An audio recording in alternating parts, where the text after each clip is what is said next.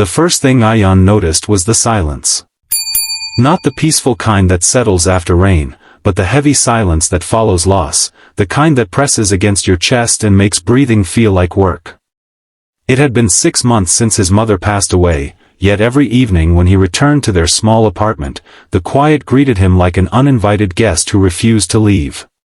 He dropped his bag by the door and sat on the edge of the sofa, staring at the faded photograph on the wall. His mother's smile was frozen there, warm and familiar, as if she was about to speak. He often wondered how a heart could feel so full of love and so painfully empty at the same time. The doctors had called it sudden. Ayan called it cruel. Since her death, his world had shrunk. Conversations felt exhausting, laughter felt like betrayal, and kindness from others felt undeserved. He had built walls so carefully that even he couldn't remember how to step outside them. Every morning, he woke up, went to work at the repair shop, fixed broken appliances for strangers, and returned home with the same weight pressing down on him. One evening, as winter crept closer, the electricity went out across the neighborhood. Darkness swallowed the street, broken only by the faint glow of mobile phone screens and the moonlight reflecting off damp roads.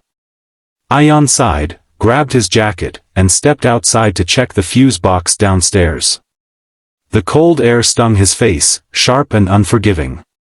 That was when he saw her.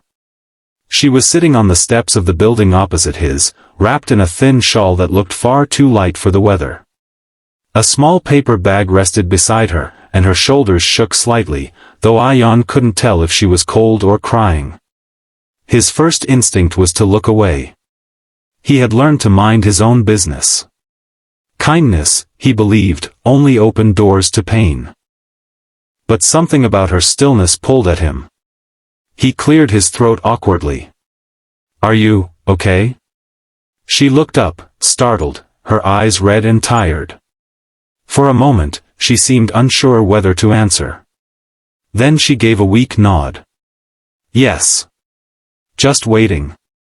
"For what?" he asked, immediately regretting the question. "For the lights," she replied softly, as if stating the obvious. Her voice carried a quiet sadness that felt familiar. Ayan hesitated, then gestured toward his building. "You shouldn't sit out here. It's cold." She offered a small smile. "I don't mind the cold. It reminds me I can still feel something."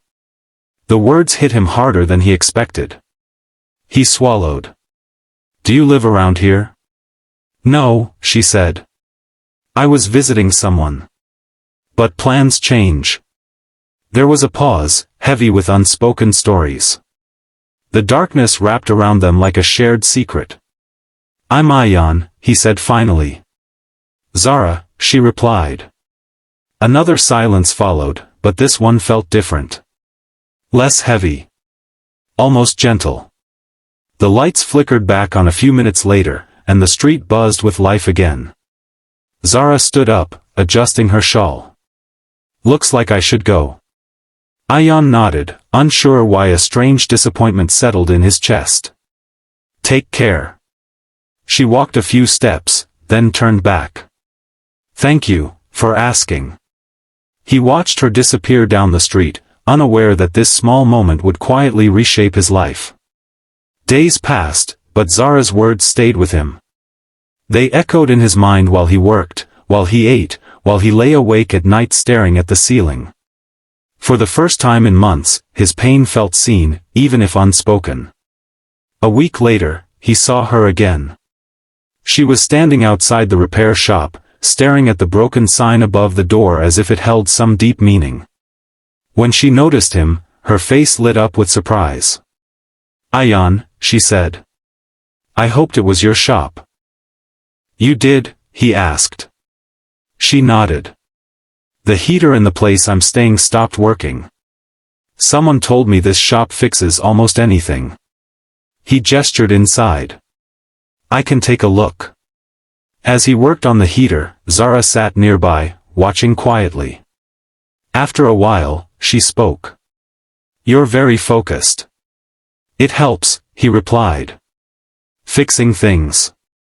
Do you ever wish people were as easy to repair? She asked. He smiled faintly. All the time. She laughed softly, the sound unexpected and warm. It startled him how much it eased something inside his chest. When the heater hummed back to life, Zara's eyes widened. You did it. He shrugged. It just needed patience. She hesitated, then said, so do hearts, I think. The sentence lingered between them. Over the next few weeks, Zara returned often. Sometimes with broken appliances, sometimes with no excuse at all. They talked about small things at first, weather, work, favorite foods. Slowly, carefully, the conversations deepened. Zara told him about her father, who had passed away the previous year, leaving behind unfinished conversations and unanswered questions. She spoke about the guilt of not being there enough, about the nights when grief crept in like a thief. Ayan listened, really listened, for the first time in a long while. In return, he told her about his mother. About the way she hummed while cooking, about her habit of leaving notes in his lunchbox even when he was too old for them. His voice trembled as he spoke, but Zara never rushed him, never looked away. I thought I was broken, he admitted one evening as they walked along the dimly lit street. Beyond repair. She stopped and faced him. Broken doesn't mean worthless. Sometimes it just means something mattered enough to hurt.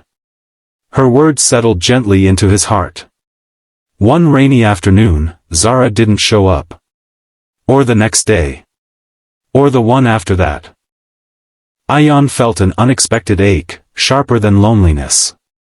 He tried to convince himself it didn't matter, that people came and went. But the silence returned, louder than before.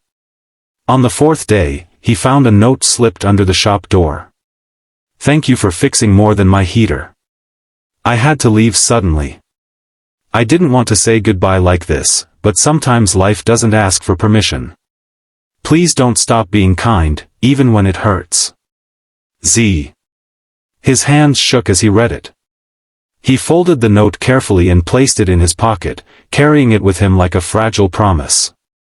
Months passed. Spring arrived quietly, bringing color back to the streets. Ayan changed too, though he didn't realize it at first. He smiled more. He spoke to customers with warmth. He checked on elderly neighbors, offered help without being asked. Kindness no longer felt like a weakness. One evening, as he locked up the shop, he heard a familiar voice behind him. Ayan? He turned. Zara stood there, thinner, tired, but smiling. For a moment, neither of them moved. I came back, she said. I wasn't sure if you'd want to see me. He stepped closer, emotion tightening his throat. I hoped you would. She exhaled shakily. I was scared. Leaving was hard. I know, he said softly. But you came back. They sat on the same steps where they had first spoken, sharing stories of the months apart.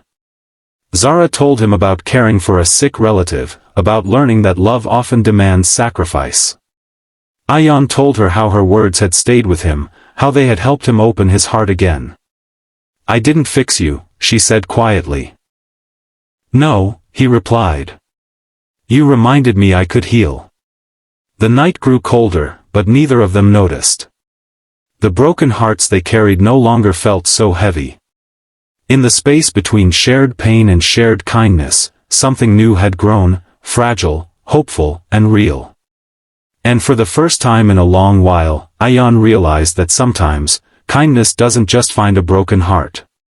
Sometimes, it stays, gently teaching it how to beat again.